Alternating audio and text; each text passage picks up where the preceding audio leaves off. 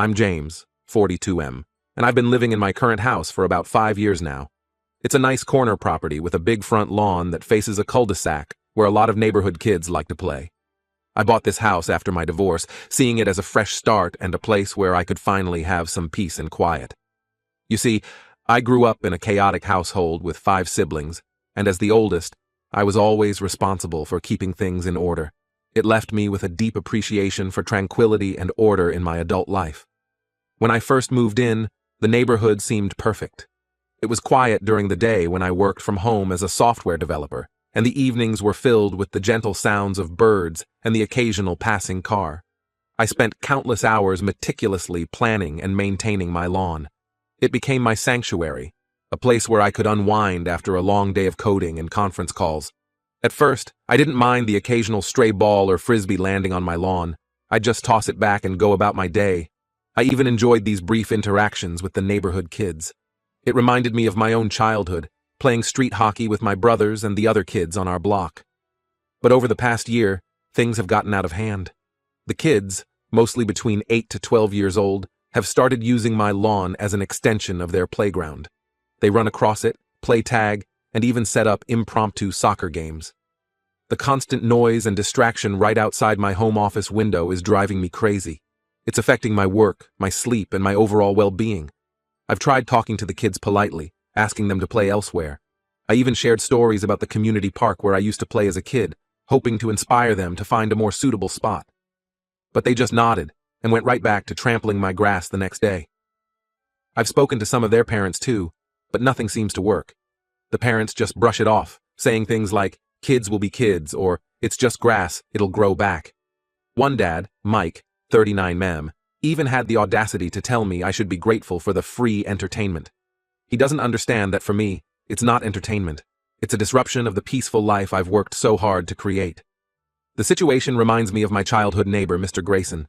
He was always yelling at us kids to stay off his lawn. I used to think he was just a grumpy old man, but now I find myself empathizing with him.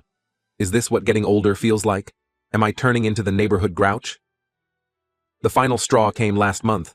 I had a crucial video call with a potential client, a contract that could have doubled my income for the year. As I was in the middle of my presentation, a group of kids started a loud game of tag right outside my window. Their shrieks and laughter drowned out my voice, and I could see the client's confused and annoyed expression. Needless to say, I didn't get the contract. After the call, I went outside to find that the kids had taken their game a step further. They had actually brought shovels and were digging holes in my lawn to set up a makeshift mini golf course. My carefully maintained grass, which I had nurtured for years, was being torn up like it was nothing. When I confronted them, they just laughed and ran off, leaving behind a pockmarked lawn that looked like it had been hit by mortar fire. That night, as I sat on my porch looking at the devastation, I felt a mix of anger and despair. This lawn wasn't just grass to me. It represented the order and peace I had craved all my life. It was a symbol of the home I had created for myself after my divorce, a place where I felt in control.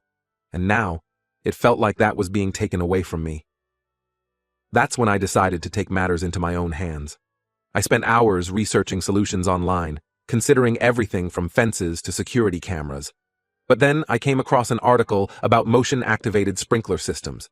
It seemed perfect, a non-confrontational way to protect my property without causing any real harm. I hired a landscaping company to install an automatic sprinkler system around the perimeter of my lawn. But here's the twist. I had them install motion sensors that would trigger the sprinklers whenever someone steps on the grass. The landscaper, an older guy named Bill, gave me a knowing smile as he installed the system. "Had some trouble with neighborhood kids myself back in the day," he said. "This'll do the trick." The first day after the installation was both hilarious and vindicating. I watched from my window as unsuspecting kids ran onto my lawn, only to be met with a sudden spray of water. They squealed and ran off, looking completely confused. Word spread quickly, and soon the neighborhood kids were treating my lawn like it was lava, carefully avoiding it at all costs. I thought I'd solved the problem, but apparently I've only created a new one. Parents started showing up at my door, furious that their precious little angels got wet. My next-door neighbor, Karen, 38F, was particularly upset. She's always been a bit of a busybody, the self-appointed mayor of our little cul-de-sac. She accused me of being a grumpy old man who hates children and threatened to report me to the HOA for creating a hazardous environment. I tried to explain that I'm just protecting my property, but Karen wasn't having it. She started a campaign against me, telling other neighbors that I'm unstable and dangerous. Now I'm getting dirty looks whenever I step outside, and I've even found a few nasty notes in my mailbox. One of them read, "Go back to where you came from, lawn Nazi." It was childish and hurtful, reminding me of the bullies I dealt with in middle school. My wife, Sarah, 40F, thinks I might have gone too far. We met 2 years ago at a local farmer's market.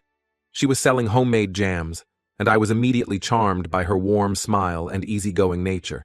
She's usually my rock, the voice of reason when I get too caught up in my own head. But this situation has her worried. She suggests we should have tried harder to reason with the parents or maybe put up a fence instead. But I don't see why I should have to fence off my own property just because other people can't control their kids. Last night, as we were getting ready for bed, Sarah said something that's been echoing in my mind. "James," she said, "I know this lawn means a lot to you, but is it worth turning our whole neighborhood against us? Is this the kind of environment we want to live in?" I didn't have an answer for her then, and I'm still struggling with it now. I don't think I'm the asshole here. It's my property, and I have the right to protect it. The sprinklers aren't hurting anyone. At worst, a few kids get a little wet. But now I'm being treated like the neighborhood villain. It's bringing back memories of being the outcast in school, always the one who preferred books to sports, never quite fitting in. So, Reddit, AITA, for installing this sprinkler system. Should I have found a different solution, or am I justified in protecting my property this way? I feel like I'm at a crossroads here, and I'm not sure which path to take. Update 1. Wow, I didn't expect this post to blow up like it did. Thanks for all your comments and suggestions. I've read through them all, and I want to give you an update on what's happened since my original post. First off, Karen made good on her threat to report me to the HOA. Last week, I received a formal letter from them stating that several complaints had been filed against me for my aggressive landscaping choices. They scheduled a hearing for next month to discuss the issue and potential consequences. The letter was cold and formal, reminding me of the divorce papers I received years ago. It left me with the same sinking feeling in my stomach. In preparation for the hearing, I decided to gather some evidence to support my case. I set up a couple of security cameras to record what was happening on my lawn when I wasn't watching. What I captured was pretty shocking. Not only were kids still trying to play on my lawn, although much less frequently due to the sprinklers, but I caught several adults deliberately setting off the sprinklers and then quickly running away. In one particularly infuriating clip, I saw Karen herself sneaking onto my property at night with a pair of gardening shears, attempting to cut the wires to the sprinkler system. Watching that footage brought back memories of my childhood bully, Tommy Hawkins. He used to destroy my science fair projects the night before the big day. Seeing Karen, a grown woman, engaging in such petty vandalism made me feel like that helpless kid all over again. I immediately reported this to the police. They took my statement and the video evidence, but warned me that since no significant damage was done, they might not be able to do much beyond giving Karen a warning. The officer, a young guy named Dave, seemed sympathetic. "Between you and me," he said, "I get it. I've got 2 kids of my own, and if they were tearing up someone's property, I'd want to know about it." The next day, I confronted Karen about what I'd seen. Instead of denying it, she flew into a rage, screaming about how I was destroying the community and robbing children of their childhood. She even had the audacity to blame me for her actions, saying I'd forced her to take matters into her own hands. Her face was red with anger, reminding me of my father's temper tantrums when I was a kid. I found myself instinctively backing away, my heart racing. Our argument attracted the attention of other neighbors, and soon we had a small crowd gathered on the sidewalk. To my surprise, not everyone was on Karen's side. My elderly neighbor, Mr. Thompson, 72, spoke up in my defense. He said he'd been bothered by the noise from the kids too, but had been too afraid of confrontation to say anything. Back in my day, he said, his voice shaky but determined, we respected other people's property. These kids today, they think they own the whole neighborhood. Another neighbor, Lisa, 35F, admitted that her son had been one of the kids playing on my lawn. She apologized for not taking my concerns seriously before and promised to have a serious talk with her son about respecting other people's property. Her sincerity touched me, reminding me of the rare occasions when my own mother would stand up for me against my siblings' teasing. However, there were still plenty of parents who sided with Karen. They accused me of being petty and overreacting. One dad, the same Mike who had dismissed my concerns earlier, even suggested that I should be grateful for the free lawn aeration the kids were providing by running around on my grass. His smug grin made my blood boil, but I managed to keep my cool. The whole situation has created a clear divide in the neighborhood. Some people have started avoiding me altogether, while others have reached out to offer support. Sarah is stressed about the whole situation and worried about how it might affect our standing in the community long term. Last night, she confessed that she's been having trouble sleeping, worried about potential retaliation from angry neighbors. I support you, James, she said, her voice thick with emotion, but I'm scared. What if they damage our car, or worse? Her fears aren't unfounded. I've been having nightmares about coming home to find our house vandalized or our garden destroyed. I'm standing my ground for now, but I'll admit, the constant tension is starting to wear on me. The HOA hearing is in 3 weeks, and I'm nervous about what might happen. I've started looking into legal options, just in case things escalate further. The whole situation reminds me of a case study we did in my business ethics class in college about a homeowner who was sued for protecting his property.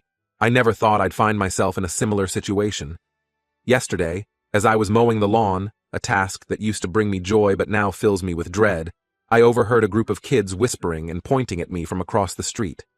One of them called me Mr. Sprinkler, and they all burst into giggles. It was a stark reminder of how this whole situation has changed my identity in the neighborhood. I've gone from being the quiet, hard-working guy who sometimes shared homemade cookies with the neighbors to being the subject of ridicule and gossip. I'll keep you updated on what happens at the hearing and any other developments. Again, thanks for all your support and advice. It's good to know I'm not alone in thinking that homeowners have a right to protect their property. But as the hearing approaches, I find myself wondering, at what cost? Is protecting my lawn worth all this stress and conflict? I don't have an answer yet, but I hope I'll find one soon. Update 2. Hey everyone, I'm back with another update, and things have taken an unexpected turn. The HOA hearing was yesterday, and it didn't go quite as I expected. I arrived at the community center where the meeting was held, my stomach in knots. The room was set up like a courtroom, with the HOA board members seated at a long table at the front. As I walked in, I could feel all eyes on me. It reminded me of the time I had to give a presentation in front of the whole school in 8th grade. The same nervous energy, the same feeling of being judged. I came prepared with my evidence, videos of the kids destroying my lawn, footage of Karen's attempted vandalism, and photos of the damage done to my property over the past year. As I set up my laptop to present, I noticed Karen and her supporters huddled together on one side of the room, whispering and shooting glares in my direction. The meeting started tense with the HOA president, a stern-looking woman named Margaret, calling everyone to order. She explained the purpose of the meeting and then invited me to present my case. As I started speaking, my voice shaky at first but growing stronger, I noticed a shift in the room. The HOA board members, who I expected to be hostile, actually seemed sympathetic to my situation. I showed them the progression of my lawn over the past year, from a well-manicured paradise to a trampled mess. I played the videos of kids repeatedly ignoring my requests to stay off the grass, and then the footage of adults deliberately setting off the sprinklers out of spite. When I showed Karen's nighttime escapade with the gardening shears, there was an audible gasp in the room. What really turned the tide, though, was when Mr. Thompson spoke up. He shared his own experiences with the noise and disruption and how it had been affecting his health. He even admitted to taking sleeping pills just to get some rest during the day. I fought in Vietnam, he said, his voice cracking with emotion, and I never thought I'd say this, but sometimes the noise from these kids is worse than the bombs. His testimony seemed to resonate with a lot of the older residents in the room. Then something unexpected happened. One of Karen's biggest supporters, a mom named Rachel, 36F, suddenly burst into tears. Through her sobs, she confessed that her son had been one of the main instigators of the lawn games. She admitted that she'd been too lenient with him and apologized for not taking my complaints seriously. I was so focused on not being like my strict parents, she said, wiping her eyes, that I went too far in the other direction. This confession seemed to open the floodgates.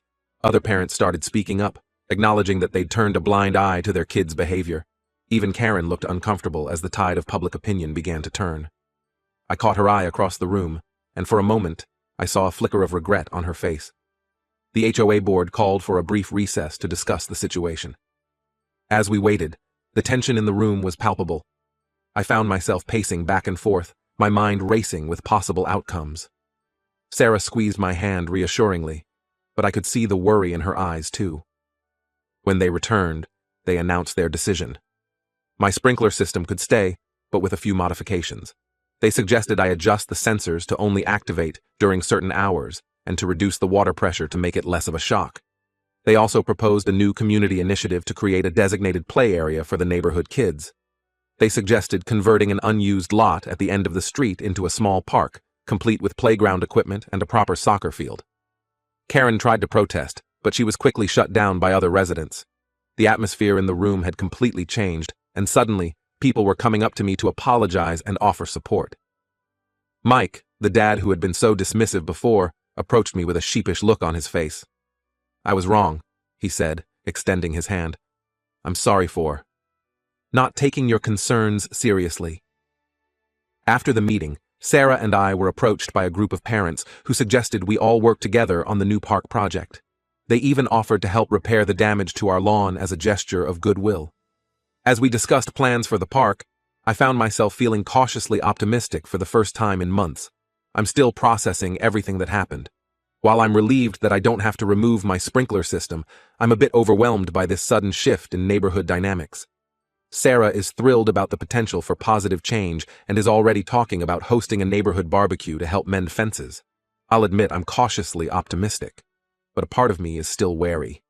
After all, actions speak louder than words, and I'll be keeping a close eye on how things develop from here. The memory of Karen with her gardening shears is still fresh in my mind, and I can't help but wonder if this newfound community spirit will last. As I sit on my porch, looking out at my lawn, still a bit worse for wear but slowly recovering, I find myself reflecting on this whole experience. It's been a roller coaster of emotions, from frustration and anger to hope and cautious optimism. I never expected a dispute over my lawn to turn into such a complex community issue. I'll update again if anything significant happens. For now, I'm trying to take things one day at a time, focusing on rebuilding my lawn and, hopefully, some of the neighborhood relationships too. Thanks again for all your support through this crazy situation. Update 3. It's been a couple of months since my last update, and I wanted to share how things have progressed in our neighborhood. The community park project is well underway. A committee was formed to oversee the development, and to my surprise, I was asked to join. At first, I was hesitant. The thought of working closely with the same people who had been my adversaries not too long ago made me uncomfortable. But Sarah encouraged me to give it a shot, reminding me that this could be a chance to reshape my role in the community. Working on the park has given me a chance to interact with my neighbors in a more positive way. I found common ground with people I never thought I'd get along with. Mike, the dad who used to dismiss my concerns, turned out to be quite knowledgeable about landscaping. We've spent hours discussing the best grass types for high-traffic areas, and I found myself actually enjoying his company. Even some of the kids who used to play on my lawn have been helping out, planting flowers and painting benches. There's a 10-year-old boy named Tommy who reminds me a lot of myself at that age. He's always full of questions about the plants and the sprinkler system. Last week, he asked if I could teach him how to properly mow a lawn. It was a surreal moment, realizing that the same kids I once saw as adversaries were now looking to me for guidance. Karen, however, has been noticeably absent from these community efforts. I heard through the grapevine that she's been talking about moving. Part of me feels a little guilty, wondering if I pushed things too far. But another part is relieved. The other day, I saw her loading boxes into a moving truck. Our eyes met for a moment, and she gave me a small, tight nod before turning away. It felt like the closing of a chapter. As for my lawn, it's looking better than ever. True to their word, several neighbors helped resod the damaged areas. Mr. Thompson even taught me some of his gardening tricks, and we've started having weekly chess matches on my porch. It turns out, he used to be a landscaper before he retired, and he's full of stories about the elaborate gardens he used to maintain. The sprinkler system is still in place, but I've barely had to use it. The kids seem to have developed a new respect for property boundaries. A few days ago, I actually saw a group of them scolding a newcomer who was about to cut across my lawn. It was a surreal moment, watching them enforce the very rules they used to break. Sarah and I did host that barbecue she wanted. Almost the entire neighborhood showed up, and it was nice. There were a few awkward moments, like when Rachel's son accidentally knocked over the punch bowl and froze, clearly expecting me to explode. But I just laughed it off and helped him clean up. The relief on his face was palpable. I'm not naive enough to think everything's perfect now. There are still some tensions, and I doubt I'll ever be the neighborhood's favorite person. Just yesterday, I overheard someone refer to me as Sprinkler James. Not exactly a term of endearment, but better than some of the names I was called before. This whole experience has been a roller coaster, and while I stand by my initial actions, I've learned a lot about community, communication, and compromise. Who knew a sprinkler system could lead to all this? As I sit here on my porch, watching the sun set over my now peaceful lawn, I can't help but reflect on how much has changed. The sound of kids playing in the distance doesn't fill me with dread anymore. Instead, it's become a pleasant background noise, a reminder of the community we're building. Sarah joins me on the porch, handing me a cold beer. "Penny for your thoughts?" she asks, settling into the chair next to mine. I take a sip, considering her question. "Just thinking about how different things are now," I reply. She smiles and takes my hand. "Different good?" she asks. I nod, squeezing her hand. Different good. Anyway, thanks for following along with this crazy story. Here's hoping for quieter, drier days ahead,